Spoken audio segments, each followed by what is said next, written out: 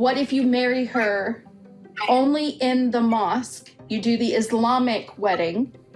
Yes, that's true. Okay. And then she could carry the baby. Wait, what? Rebecca's considering letting Zied marry another woman to have a kid with her? What kind of Kim and Usman parallel universe have we woken up in? Clearly, we have a lot to catch up on when it comes to these two. So just how serious is Rebecca about these plans? So far, in order for us to have a kid, you have to marry another woman and have sex with her.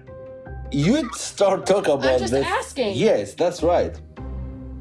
Something has gone very wrong if this is the road that they're considering. But before we unpack everything, let's just start at the beginning. So it's been a while since we last saw these two, but the last time they were on our screens, Zied seemed like he was struggling to adapt to America. He was having difficulty holding down a job, and he seemed very homesick. He was coming and going back and forth to Tunisia. He wanted to spend months on end out there, much to Rebecca's annoyance. Now, we left them at an uneasy spot. There was an uneasy truce. Zied had returned back to America. In fact, he'd even got himself a full-time job. He was working at a furniture store. Rebecca was happy. She was happy to have some extra household income. Only, unfortunately for Rebecca, that didn't last long, because Zied decided to quit that job and go back once again to visit his family in Tunisia. And whilst there, his sister convinced him to move back permanently. So we recently decided last year to move to Tunisia.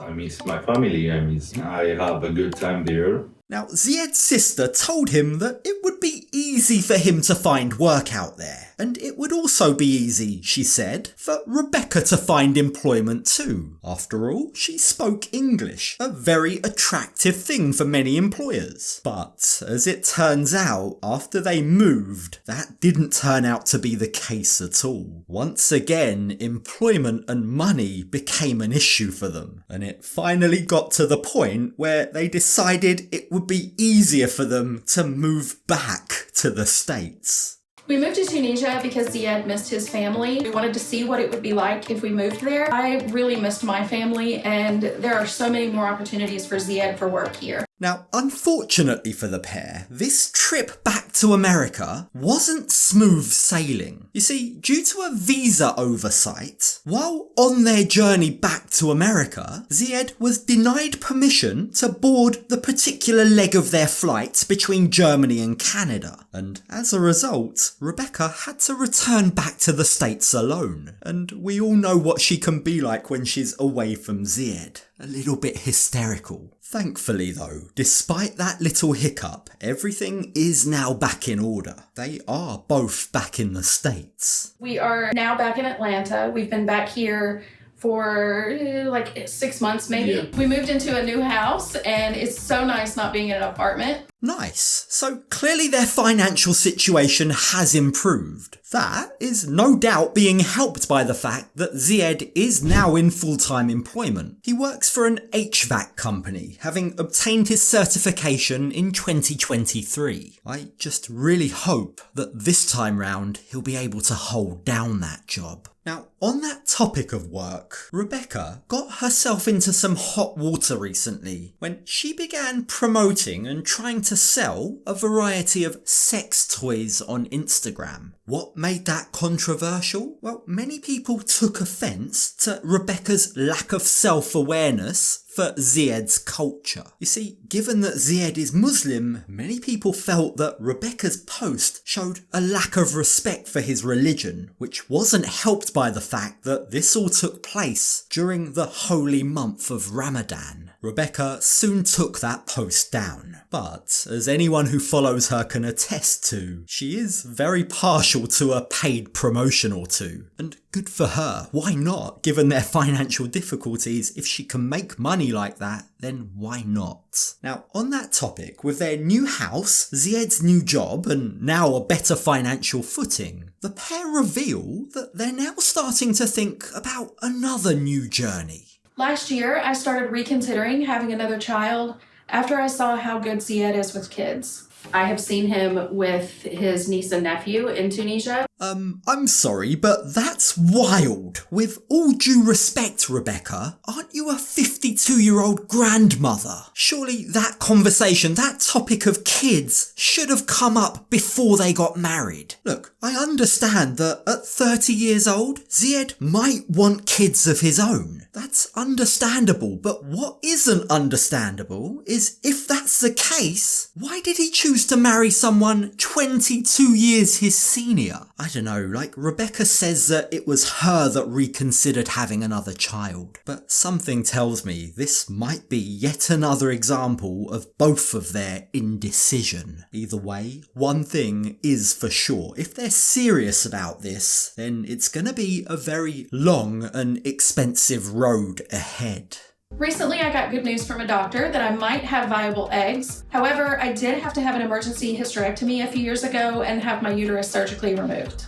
Okay, so the options for these two to have kids are getting slimmer and slimmer. What we're left with is adoption and surrogacy. If it's important for Zied to have his own biological kids, then surrogacy is the way to go. But, unfortunately, it's not quite that simple when you factor in his religion. Surrogacy is considered haram in Islam.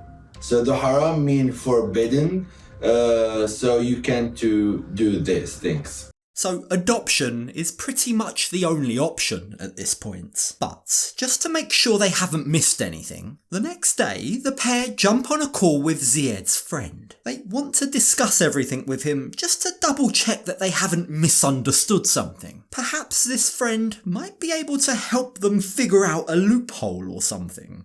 But we would have to have another woman carry the baby. It's haram because he is not married to this woman. Now, their friend explains the technicalities of why surrogacy is considered haram or forbidden. The fact that Zied's sperm will be placed inside a lady who he isn't married to means that that option isn't allowed. So surely, this crosses out surrogacy for these two. Well, no. Because there and then, on the spot, Rebecca thinks of a loophole. So if you marry her, then it's okay? Yeah. Aren't Muslims allowed to have more than one wife? Yeah. She must really want this baby more than any of us realised if this is the avenue that she's considering going down. Now, Zied looks a little confused. He doesn't know whether or not this is some kind of test or something. But he confirms that yes, as a Muslim man, his religion does allow him up to 4 wives. However, it's worth pointing out that in Atlanta, Georgia, where they're currently residing, polygamy isn't legal. I guess for this to take place, they'd need to move back to Tunisia again or something. What if you marry her only in the mosque? You do the Islamic wedding.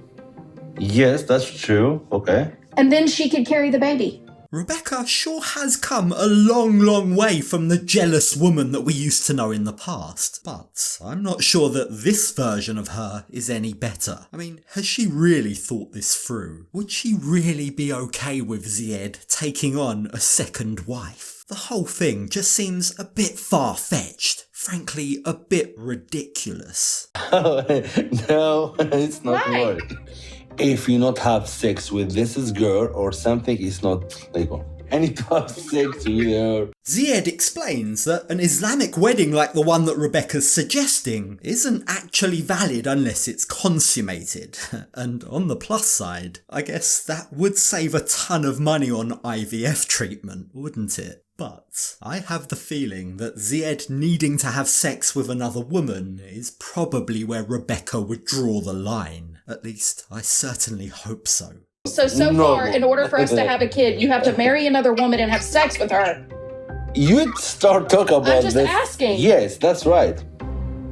Now, for as messed up as this conversation is, what is immediately obvious is these two have definitely improved their communication skills. Like, when Zied sees that Rebecca's getting upset about the idea, he immediately clarifies that he's just telling her the facts. This isn't coming from a place of desire. And on the flip side of that, when Rebecca sees that Zied's feeling very uncomfortable, she also clarifies with him that she's not upset with him. She's just processing.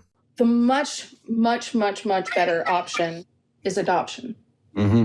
You think?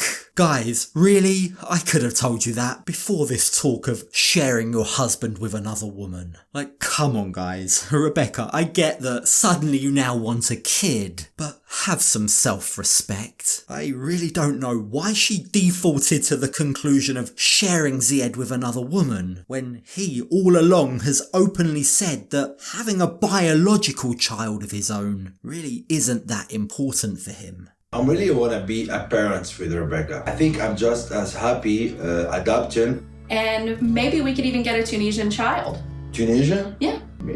Now, I get that Rebecca's trying to make Zied feel excited, trying to make him forget about not having his own biological child. She's perhaps trying to soften the blow by suggesting they adopt from Tunisia so that Zied maybe feels closer to that child. But the way that she suggests that, it kind of comes across like she's shopping for new shoes or something. It just didn't sit right with me. And when the pair finally say goodbye to their friend, they begin to contemplate how close they just came to losing their minds. I just contemplated allowing you to not only marry another woman, but actually have sex with her so that you could have a baby. So I think we're now all on the same page. We can all agree that adoption is the best option for these two. But bringing a child into their household really does require stability. It requires both of these guys to hold down a steady job. It requires both of them to lay down a solid foundation. I just really hope that before they start exploring this possibility any further, they both commit to living in one place and holding down steady employment.